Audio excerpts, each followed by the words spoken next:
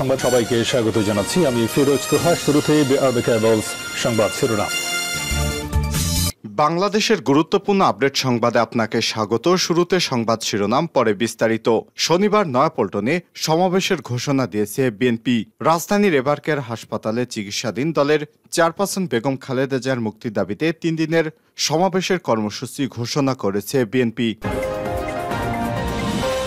এরপর জানিয়ে দিব, জনগণ থেকে বিচ্ছিন্ন হলে আমি মারা যাব বললেন প্রধানমন্ত্রী। প্রধানমন্ত্রী শেখ হাসিনা বলেন, তিনি জনগণ থেকে বিচ্ছিন্ন হলে মারা যাবেন, কাজেই তিনি যেন জনবিচ্ছিন্ন না হয়ে পড়েন সেদিকে লক্ষ্য করার জন্য স্পেশাল সিকিউরিটি ফোর্স SSF সদস্যদের প্রতি আহ্বান জানিয়েছেন। জানিয়ে দিব, ঢাবির 945 কোটি 15 লক্ষ টাকার বাজেট অনুমোদন। ঢাকা বিশ্ববিদ্যালয় 2024-25 অর্থ বছরে 945 কোটি 15 লক্ষ 45 হাজার টাকার রাজস্ব ব্যয় সংবলিত প্রস্তাবিত বাজেট অনুমোদন করা হয়েছে। বুধবার এ বিষয়ে বিস্তারিত জানানো হয়। এদিকে এমপি আনার হত্যা, খাগড়াছড়ি থেকে গ্রেপ্তার ফয়সাল মুস্তাফিজ। ঝিনাইদহ 4 আসনের সংসদ সদস্য আনারুল আজিম আনার হত্যায় পলাতক 2 আসামি মুস্তাফিজুর রহমান এবং ফয়সাল আলীকে খাগড়াছড়ি থেকে গ্রেপ্তার করেছে ঢাকা মেট্রোপলিটন পুলিশ গোয়েন্দা শাখার ডিবি সদস্যরা। আজ খাগড়াছড়ি এবং চট্টগ্রামের বিভিন্ন পাহাড়ে হেলিকপ্টার দিয়ে সাঁড়াশি অভিযান চালিয়ে তাদের গ্রেপ্তার করা হয়, যার নেতৃত্ব দেন অতিরিক্ত কমিশনার হারুনুর রশিদ। হেলিকপ্টার যোগে আসামিদের ঢাকায় আনা হচ্ছে। রাজধানীর পূর্বাঞ্চলে বঙ্গবন্ধু ট্রাই টাওয়ারে হেলিকপ্টারটি নামবে।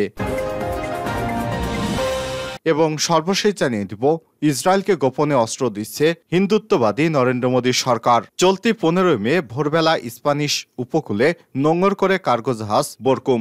তখন স্পেনের কার্তাগেন্দা বন্দরে জড়ো হয়েছিলেন অনেক বিক্ষোভকারী। তারা কর্তৃপক্ষকে জাহাজটি পরিদর্শন করার আহ্বান জানায়। তাদের সন্দেহ ছিল যে এই জাহাজে ইসরায়েলের জন্য অস্ত্র পরিবহন করা হচ্ছে। অস্ত্রগুলো ভারত থেকে আনা হয়েছে। এর আগেও কয়েকবার ভারতের নরেন্দ্র মোদী হিন্দুত্ববাদী সরকার ইহুদিবাদী ইসরায়েলকে সহায়তা করেছে এবং এটি আরেকটি অস্ত্রের চালান। প্রিয় দর্শক, এতক্ষণ শুনছিলেন সংবাদ শিরোনাম, এবারে বিস্তারিত। তবে তার আগে বন্ধুরা, আপনি কোন স্থান থেকে আমাদের সংবাদটি দেখছেন কমেন্ট করে জানিয়ে দিন এই সংবাদ সম্পর্কে আপনার মূল্যবান মতামত। প্রিয় দর্শক, আপনি যদি আমাদের চ্যানেলে নতুন হয়ে থাকেন, ভিডিওটি দেখতে দেখতে চ্যানেলটি সাবস্ক্রাইব করে রাখুন, যাতে করে আমাদের লেটেস্ট আপডেট সংবাদগুলো সবার আগে আপনার কাছে পৌঁছে যায়। এবারে বিস্তারিত।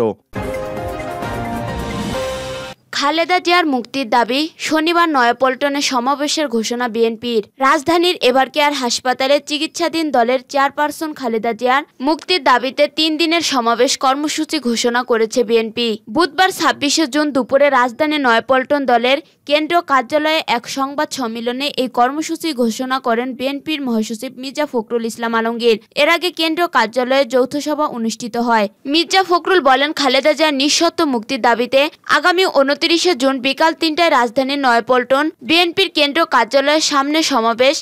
1 জুলাই সারা দেশের মহানগর এবং 3 জুলাই জেলা সদরে সমাবেশ হবে।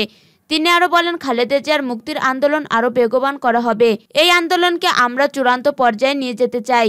সংবাদ সম্মেলনে উপস্থিত ছিলেন দলটির স্থায়ী কমিটির সদস্য মির্জা আব্বাস, গয়েশ্বরচন্দ্র রায়, চেয়ারপারসনের উপদেষ্টা ডাক্তার ফরহাদ হালিম ডোনার, সিনিয়র যুগ্ম মহাসচিব রুহুল কবির রিজভী, যুগ্ম মহাসচিব খায়রুল কবির খোকন, শহীদ উদ্দিন চৌধুরী অ্যানি, আব্দুল সালাম আজাদ, চেয়ারপারসনের বিশেষ সহকারী শামচুর রহমান শিমুল বিশ্বাস, প্রচার সম্পাদক সুলতান সালাউদ্দিন টুকু প্রমুখ।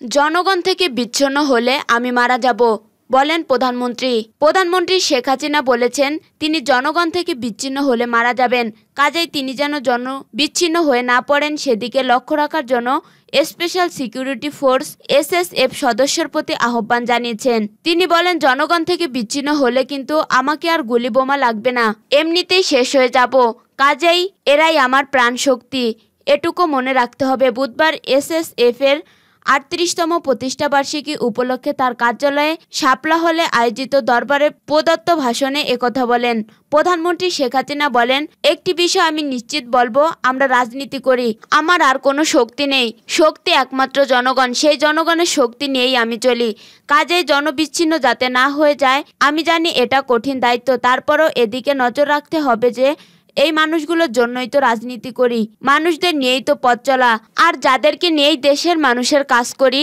তাদের থেকে যেন কোনো মতে বিচ্ছিন্ন হয়ে না যায়। সরকার প্রধান বলেন, মানুষের থেকে বিচ্ছিন্ন হলে কিন্তু আমাকে আর গুলি বোমা লাগবে না, এমনিতেই শেষ হয়ে যাব। কাজেই এরাই আমার প্রাণশক্তি, এতটুকু মনে রাখতে হবে। শেখ হাসিনা জানান এটা সবসময় SSF এর সদস্যকে তিনি বলেন এবং মাঝে মধ্যে রাগও করেন। কাজেই এই বিষয়গুলো একটি সংবেদনশীলতার সাথে দেখা দরকার, কারণ তিনি যখন সরকার ছিলেন না, এই দেশের মানুষ এবং দলীয় লোক তার পাশে ছিল বলে তিনি উল্লেখ করেন। তিনি এই সময় এক দরিদ্র রিকশাওয়ালার উপার্জনের সামান্য জমানো অর্থে তাদের দুবোনের ঢাকায় যেহেতু কোনো বাড়ি নেই এবং ধানমন্ডির বাড়িতেও তারা দান করেছেন, সেজন্য তার নামে একটি জমি কেনার এবং তার কাছে হস্তান্তর করতে চাওয়ার একটি ঘটনা উল্লেখ করেন। প্রধানমন্ত্রী বলেন, অনেকবার তাকে নিষেধ করা সত্ত্বেও সে শোনেনি। তিনি জানান, সেই রিকশাওয়ালার মৃত্যুর পর তার স্ত্রী সেই দলিলটা তার কাছে হস্তান্তর করতে চাইলে তিনি নিজে গিয়ে তাদের বাড়ি তৈরি করে তার স্ত্রীর হাতে দলিল দিয়ে বলেন, এটা মনে করবেন আমারই বাড়ি, এখন আপনারা থাকবেন। অন্যদিকে জিয়াউর রহমানের মৃত্যুর পর খালেদা জিয়ার জন্য 2টি বাড়ি, গাড়ি, ক্যাশ, অনেক কিছু রেখে যান। প্রধানমন্ত্রী বলেন, এই সাধারণ মানুষগুলোর জন্যই আমরা রাজনীতি, এদের ভাগ্যের পরিবর্তন ও জনমানব উন্নত করতে আমার লক্ষ্য। তাই এসব মানুষগুলোর কাছে থেকে আমি বিচ্ছিন্ন হতে পারি না, কারণ এরাই আমার চলার সব শক্তি যোগায়। এটা সকলকে মনে রাখার জন্য আমি অনুরোধ করছি। ঢাবির 945 কোটি 15 লাখ টাকার বাজেট অনুমোদন। ঢাকা বিশ্ববিদ্যালয়ের 2024 থেকে 2025 অর্থবছরের 945 কোটি 15 লাখ 45 হাজার টাকার রাজস্ব ব্যয় সংবলিত প্রস্তাবিত বাজেট অনুমোদন করা হয়েছে। বুধবার নবাব নওয়াব আলী চৌধুরী সিনেট ভবনে অনুষ্ঠিত ঢাকা বিশ্ববিদ্যালয় সিনেটের বার্ষিক অধিবেশনে এই অনুমোদন দেওয়া হয়। এবারের বাজেটে গবেষণা খাতে বরাদ্দ বৃদ্ধি করা হয়েছে। গবেষণা খাতে বরাদ্দ 20 কোটি টাকা, যা মোট বাজেটের 2.12%। গত 2 অর্থবছরে যা ছিল 15 কোটি টাকা, মোট বাজেটের 1.63%।